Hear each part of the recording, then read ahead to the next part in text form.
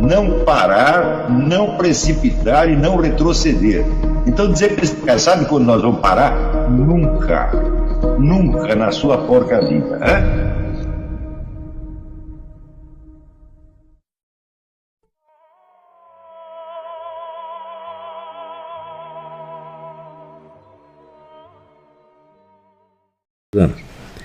Eu não creio que exista muita dúvida quanto a... Eu não estou vendo o livro porque... Esse de pé aqui, ó, The Devil. Atualmente, olha, meus óculos... Não, é um pequenininho. Qual o nome? Marx e Satã. Esse aqui? Não, esse é outro. The Devil. É um livro do pastor Richard Wurmbrand, Marx e Satã. Existe tradução, né, brasileira do Elpidio Fonseca, nosso aluno, né? É um livro importantíssimo. E você vê que aqui o Robert Paine, sem ter lido esse livro, já sacava muita coisa que depois o Wurmbrand veio a confirmar.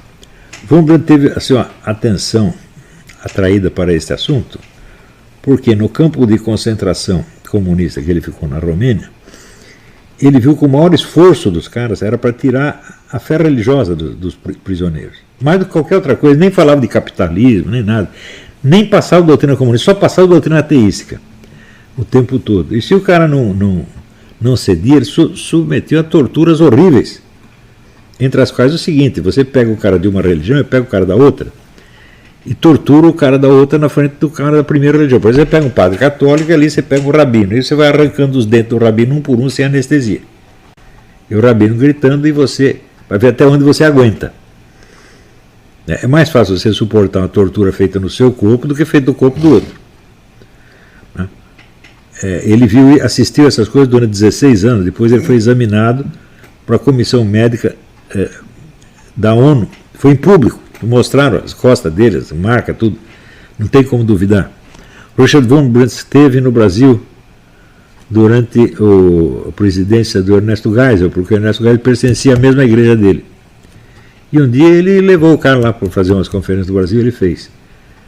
Se vocês procurarem arquivo do jornal, vocês vão achar isso aí. E o Richard Wurmbrand então, descobriu várias coisas, menções importantes ao negócio de satanismo nas obras de Karl Marx. Não dá para ignorar isso aí. Isso não quer dizer que Karl Marx tenha praticado o satanismo pelo resto da vida. Não, a gente não tem prova disso, mas que este período satânico deixou marcas profundas nele, por exemplo, esta obsessão com o fim do mundo, com a destruição de tudo. Ele continuou com isso até o fim da vida. Vamos dizer, a maldade dele era terrivelmente mal. Mas, na verdade, menos mal do que louco. Karl Marx era um desequilibrado, obviamente. E isso tem algo a ver com a sua obra. As concepções dele,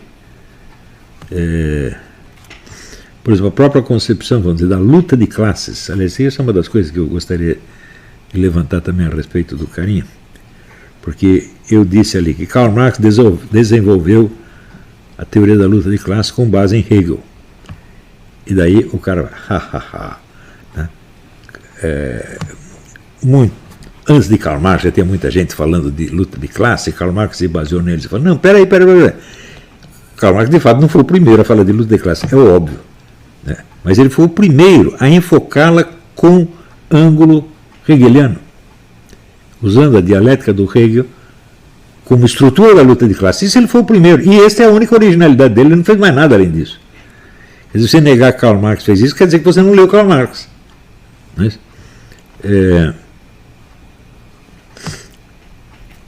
Então, além disso, você veja, eu estava dizendo num trecho que ele repete, eu pergunto: a luta de classe é uma constante na história? Eu respondo: não. Os períodos de luta de classe são mais raros. Em geral, existe uma harmonia, uma colaboração entre as classes. Senão, nenhuma economia do mundo poderia funcionar, se você estivesse em luta o tempo todo.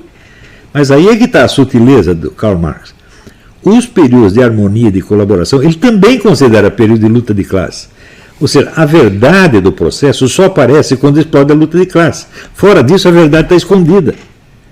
Então, a harmonia entre as classes é também luta de classe, segundo Karl Marx. Ou seja, a luta de classe é o único processo histórico existente, na verdade, segundo Karl Marx. Né? E, para ele, assim, ele aplica literalmente aquele preceito que o Orwell resumiu como a paz é guerra. E a guerra é paz. Ou seja, quando não há luta de classe, não há conflito de classes, também é luta de classes. Ela está, como é que se diz, oculta. Né? A classe dominante é tão esperta que ela ocultou a luta de classes e parece que existe paz. Ou seja, toda a história é falsificação, exceto no momento da Revolução. Ou seja, a Revolução é o centro da história. Embora ela seja rara, né? Não está acontecendo revolução o tempo todo, o processo de produção, às vezes, prossegue por séculos sem nenhum conflito. Tudo isso é uma impressão falsa, a verdade está no fundo. Isso é o que o Karl Marx está dizendo. Interpreta tudo como luta de classes, ou seja, tudo que não é luta de classes é apenas a casca da história. O fundo é a luta de classe. E luta de classe é o quê? É um processo de luta, conflito econômico. Então, o conflito econômico é o centro da história, o resto é periferia. E ainda tem gente que diz que isso é apenas marxismo vulgar, que Marx não privilegiava tanto assim a economia. Fala, ora. Primeiro você lê o Karl Marx e você entende, a economia rege tudo. Depois vem o burguês e reclama, não, Marx está errado, não é assim. Daí aparece outro comunista dizendo, não, Karl Marx não disse que a economia rege tudo, ele é mais sutil, etc. E você acredita. Só que depois de anos você fala, não, peraí. A primeira impressão que eu tive é que estava certa. Porque camuflando e disfarçando, ele está dizendo que a luta de classe rege tudo. Parece que não, mas é o que ele está fazendo. E esse menino acredita nisso. Ele acredita, mas ele pode dizer o contrário. Né? E pode dizer até que não foi Karl Marx que criou a teoria da luta de classe. Não. Luta de classe muita gente gosta. Até na Bíblia tem menções à luta de classe. Ou não tem. Mas também tem a menção à harmonia entre classes. Por exemplo, a Bíblia, em vários lugares, ela assume, vamos dizer, a legitimidade, né, da propriedade do capital. Quer dizer, o patrão tem o capital, ele usa como ele quiser. Por exemplo, ele paga quanto ele oferece, quanto ele quiser para o empregado. Se ele quiser pagar mais para um, menos para outro, o problema é dele. Né? Isso está na Bíblia.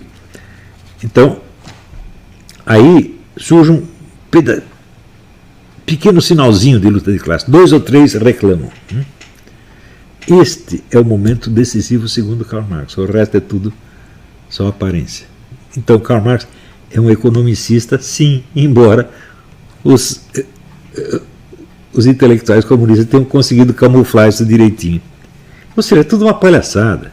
O marxismo é todo ele jogo de impressões. Marx é um vigarista. Hein? Agora, eu acho que ele é um gênio da retórica, de algum modo, porque ninguém consegue insultar como ele. Ninguém consegue quebrar a autoconfiança do ouvinte como ele. Né? E o pessoal diz que quem insulta sou eu. Eu falo, pô, mas eu, comparado com Karl Marx, eu sou um doce, porra. Né? Além disso, eu não xingo meus amigos, só xingo os inimigos. Né?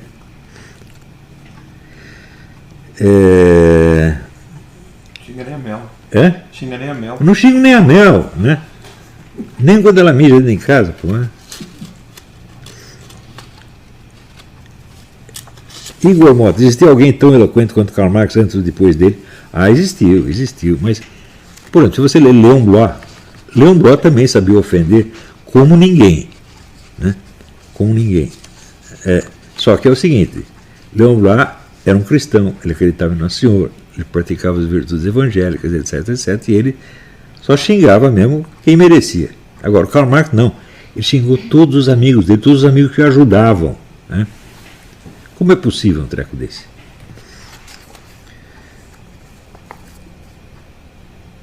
E, olha, ontem eu estava lendo a vida do Ernest Hemingway. Hemingway foi outro escritor também comunista. Hemingway odiava tanto a própria mãe que ele só se referia a ela com a seguinte expressão: aquela puta.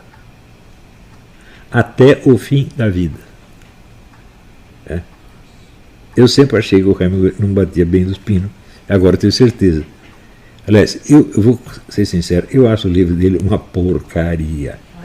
Nenhum conseguiu me comover nem um minuto, porque é só demagogia e pose.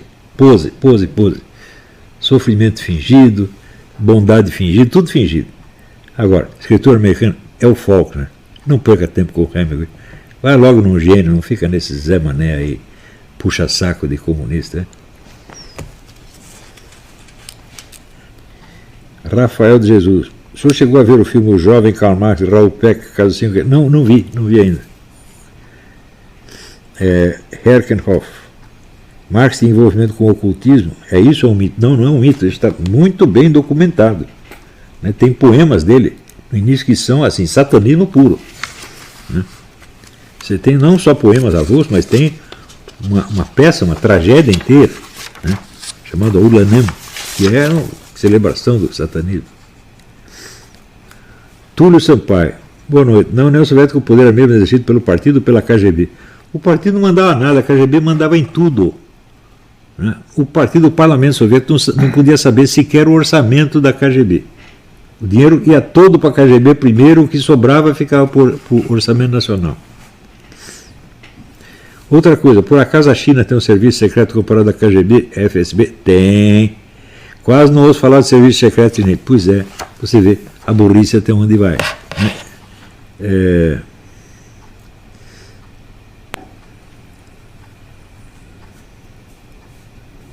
Pior de tudo é quando se fala do poder do serviço secreto pelo KGB, neguinho ri da nossa cara. É assim, é o famoso ha. Né? Então, agora, eu sugiro o seguinte, sugiro que você lê esse livro aqui, esse aqui foi escrito por 2 coronéis chineses, né? A Guerra Irrestrita. Né? E esse aqui, The Tao of Spycraft, Ralph Sawyer. Ele tem uma ideia do que são as concepções chinesas de espionagem. E quem inventou a espionagem foi a China, né? Muito tempo atrás. Eu posso fazer um comentário prévio? Pode. É o seguinte, ele está perguntando, o senhor sabe alguma coisa sobre o serviço secreto chinês, porque a gente nunca ouve nem lê sobre isso em parte alguma. Faz parte da estratégia deles, isso. Sim. E a direita, qualquer congressinho, qualquer coisinha que faz assim, movimento conservador... Bom, é impressionante. Então é uma coisa, ele já se caiu. Você vê, você recebe... Você nunca faz isso. Recebe, vamos dizer, a formação comunista por 1000 lados e com 1000 nomes diferentes. De maneira que você não acha que aquilo é comunismo, aquilo é o modo normal de pensar. Por exemplo, a história do Francisco Franco. Francisco Franco era nazista. Isso é propaganda comunista. Isso não é verdade histórica de jeito nenhum. Francisco Franco ajudou pra caramba os judeus a fugir da Alemanha. Quer dizer, ele ia lá na Alemanha, conseguia convencer o Hitler a lhe dar armas e até tropas. E não dava nada em troca. Nada em troca. Cada vez que ele ia lá, o Hitler ficava desesperado e dizia, para conversar com esse cara eu prefiro uma dor de dentes. Porque o Franco era um pentelho, ele obtinha tudo o que ele queria e não dava nada em troca. Ele de fato não ajudou a Alemanha e a Itália em nada na guerra, ele obteve ajuda dos dois. Enquanto isso ele estava ajudando os judeus a fugir da Alemanha. Você acha que o Hitler não sabia disso? É claro que sabia, mas ele ia fazer o quê? Não ia fazer nada. Então, o Hitler engoliu o Francisco Franco. Teve que engolir à força.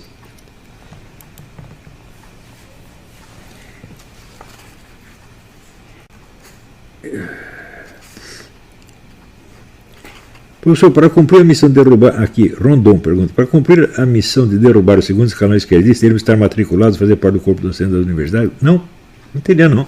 De fora, você pode fazer. Você pode fazer uma revista disso. Olha, vou dizer o seguinte. Tempos atrás, eu venho dizendo que precisava fazer uma pesquisa provando cientificamente o controle hegemônico que os comunistas exercem sobre todas as universidades. Controle hegemônico total. Como é que você prova isso? Você vai no estudo das teses que foram pegas para exame e aprovadas ou desaprovadas. E você vai ver, não tem nenhuma anticomunista. Nunca nenhuma. Você acha que isso é coincidência?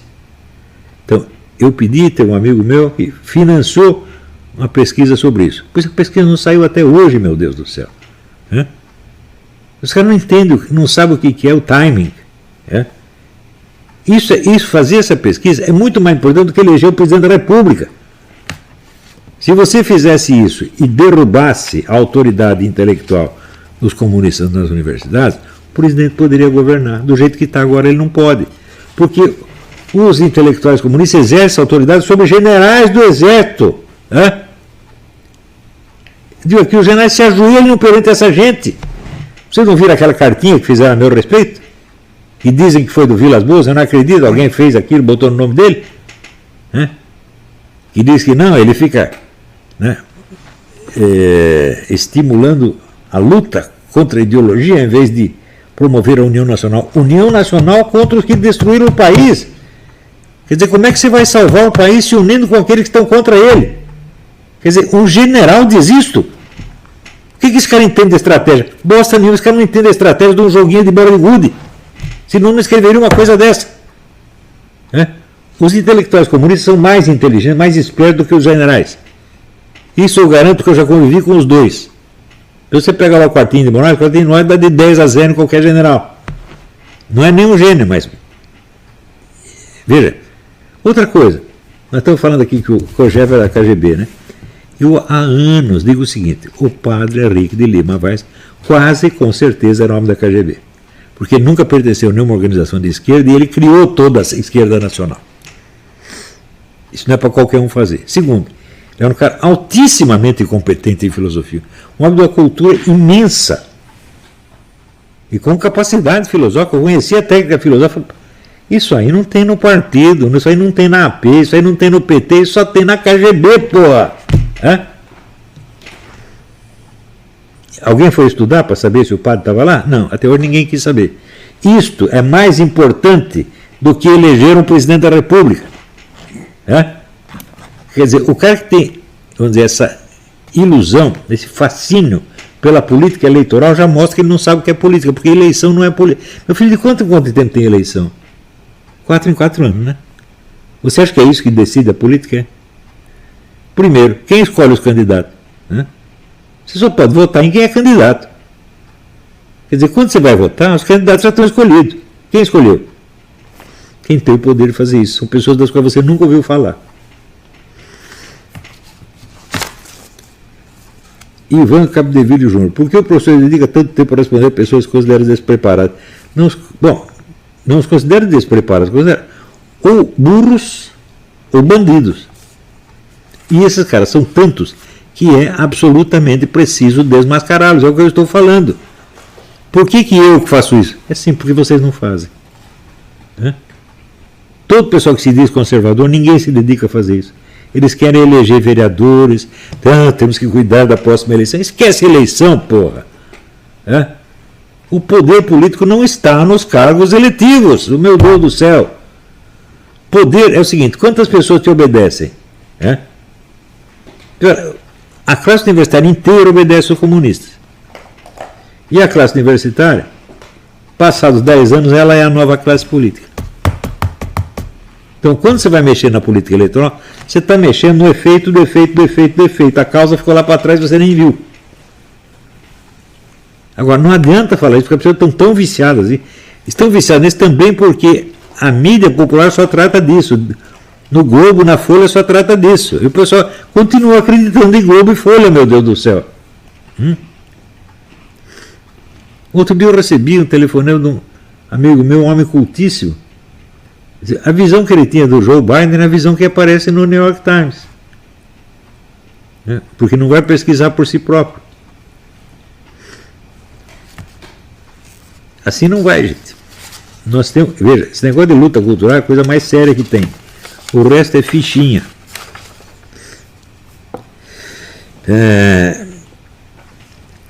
Ítalo Feitosa Rosendo da Silva. Minha insegurança me impede de avançar nos estudos na direção de quem quer me tornar. Algum conselho específico para me fortalecer? Entre na Academia de Artes Marciais e apanhe muito. Você vai perder essa sua insegurança.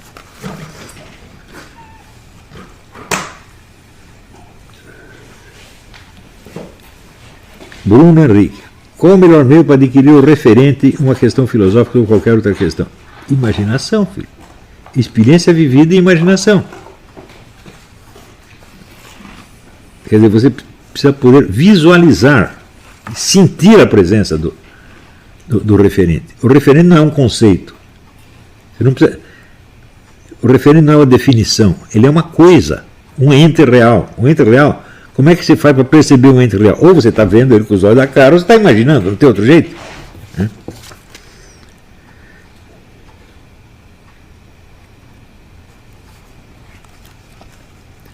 Kael Bubniak. A confusão sobre o tema não é originária da linguagem ou falta de domínio dela. O ideal para a filosofia não seria pensar em línguas mortas para não ocorrer problemas de múltiplos significados. Não, multiplicidade de significados enriquece o idioma. A literatura toda é feita de expressões com múltiplos significados. E esperar reduzi-la, vamos dizer, a um vocabulário técnico com os significados firmes e estabelecidos é matar a filosofia. É tentar transformar numa espécie de engenharia. Ou seita. É? Ou seita. Ou seita, é. Murilo de Tonhe. Professor, encontrei os livros do Oswaldo Peralva nas universidades públicas. São cópias da década de 50 jogadas às traças. Também encontrei apenas alguns livros do senhor. Muito bem. O livro do Oswaldo Peralva é absolutamente indispensável. É um depoimento brasileiro sobre como funcionava o Partido Comunista no Brasil e suas relações com a União Soviética. Tem que ler, né?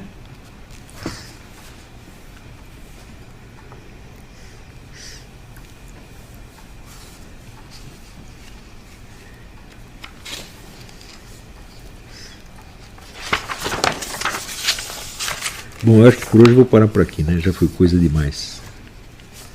Tá bom? Então, olha, eu tenho que falar de tipinhos como esse e tal do Glauber, porque a universidade é feita de gente assim, gente. E essas pessoas têm o poder. Né? Não são os deputados, não é nem o STF que tem o poder. De onde saíram os caras do STF? Da universidade, porra. Primeiro foram estudantes, depois um professor, depois viraram juiz. Está entendendo? A universidade é a raiz da política. Não esqueçam isso. Então, agora, claro que se você lutar por obter o poder sobre esta ou aquela universidade, você não vai ficar famoso, não vai, né? Mas e daí? Você terá feito o teu trabalho. Tá? Então, até a semana que vem. Muito obrigado.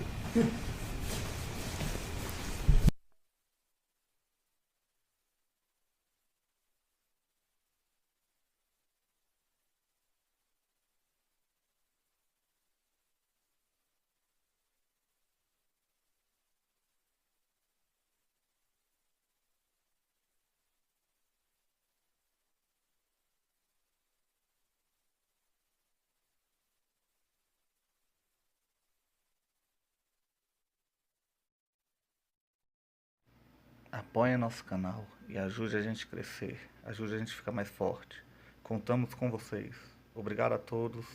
Fiquem com Deus.